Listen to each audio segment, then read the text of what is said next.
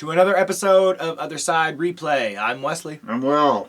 Happy Halloween. Yes, happy Halloween. And some Xbox One players got an early present that's taken away in the form of the first Dark Souls DLC, The Ashes of Ariandel. What the fuck? Which was accidentally... you can install it. If you got the season pass, you can install it. October 20th, you could install it and play it 4 days early than it was supposed to be released, but that was pulled down at 12:01 on October 22nd. They fixed it. The official Bandai explanation was due to a logistical error. Bullshit. That this was accidentally made available to be played early. Then they fixed it. It'll be released October 24th at 3 p.m. Pacific time for Steam and 9 p.m. Pacific time for consoles. That's usually how it works. Steam usually gets it first. But my question, because I played it, and everything worked fine. In fact, I thought it was really good. It felt like an extension of Dark Souls 3. Like Arturius the Abyss felt like an extension of Dark Souls. The Crowns trilogy for Dark Souls 2 always felt different. I don't know if any of you had the same feeling for it, but it just felt like it was almost from a different game. But this felt like an extension of Dark Souls 3. The arena was amazing. I love what they did. That, you can have your 1v1 duel, your 2v2, your 3-on-3, your 4-man or 6-man battle royal, every man for himself, most kills within the time limit. I thought it was brilliantly done. The fact they limited healing items so everyone's on even ground. You don't have to do the invasion and worry about the guy, necking that Sunny D while you're trying to chase him down and kill him. No, everybody's even. And it all worked fine, so my question was, why the arbitrary release date? I guess that's my question, is what's the point of saying, essentially pre-ordering DLC that's obviously was ready sooner than they were willing to release it? And then looking like an asshole by shutting it down. Yeah, shutting it down 36 hours before it's going to be released. Like I'm a fucking kid or something. You're going to shut it down and then... I just don't understand it. It used to be with a season pass that you got something initially when you bought it, and then you had access to new stuff that came out. But now the season pass is no different than pre-ordering a game, which pre-ordering a game, I understand. That game is coming out in stores. You might not get a copy. They're not going to run out of shit that you download.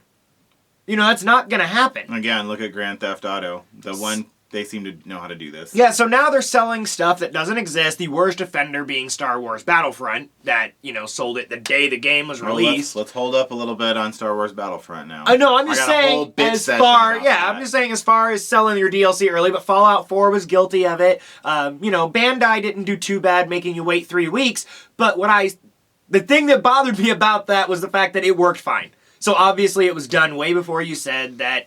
Well, yeah, it's right before you were going to release it, so why make your fans wait? They screwed up and they released it. You should have said, bad. Should have just said, you get something for buying our season pass before it was even available. You get to play it 3 days. Because they said they wanted everyone to be even, but the thing is, I imagine they were talking about for the arena, you can't access the arena until you finish the DLC, which I think is brilliantly done. Mm-hmm. And you have to play through it, and then you can go to the arena. That's awesome.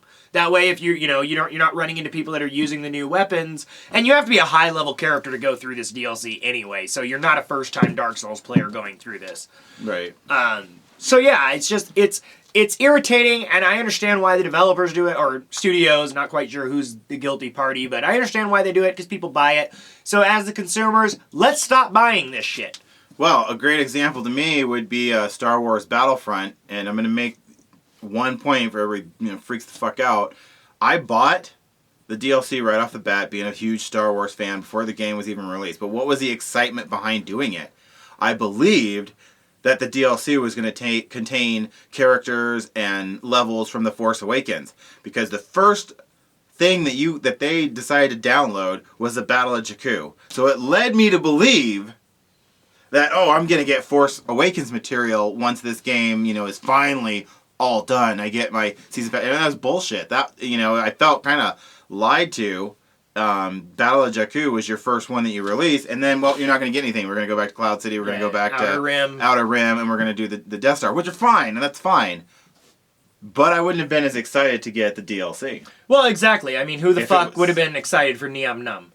Yeah. I say this now. Fuck Niamna. Yeah, and Dangar, and some of these nerfed fucking guns, which I don't understand why they kept doing that. But anyways, to me, I felt like Star Wars is probably, like you were saying, the worst, because I felt misled. Well, yeah, I think definitely the worst offender, but once again, it's from EA, and what are you going to do? I mean, their business practices are, sorry, they're shit.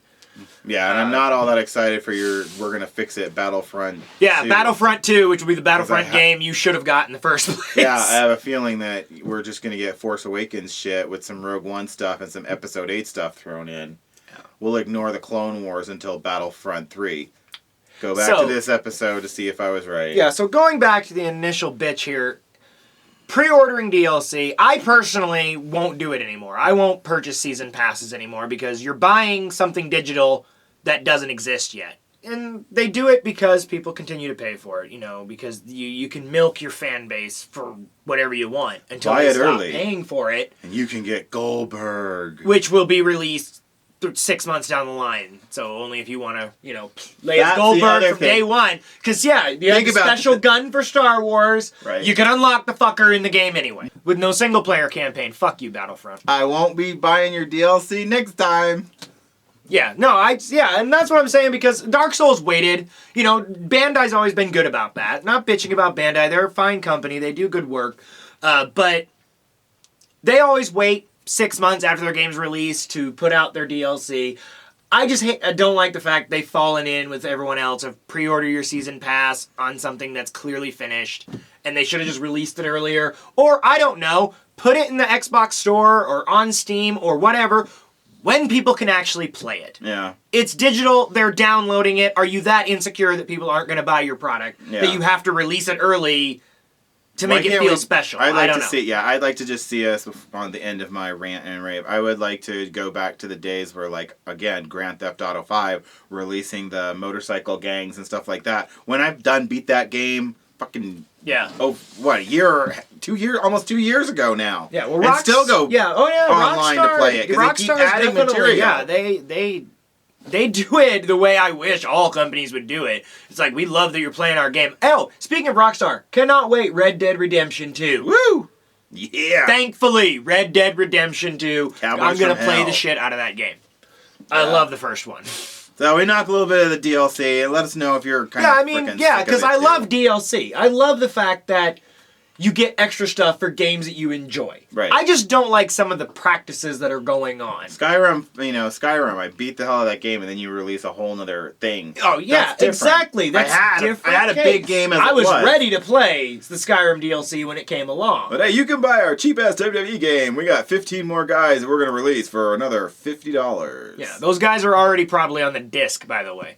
Yeah, screw you. So you're paying for a code to unlock something that you already I like the Mortal Kombat days where you can just buy certain characters that you want. Yeah, I'm okay with that. Yeah, exactly. Me too. If that's what we're doing, the whole pay for play shit where you just keep adding, because I get that with your devices, you're playing your game and you can, pay another 10 cents, whatever, $2 or whatever, and you can get something else. Do it like that. Keep generating guys.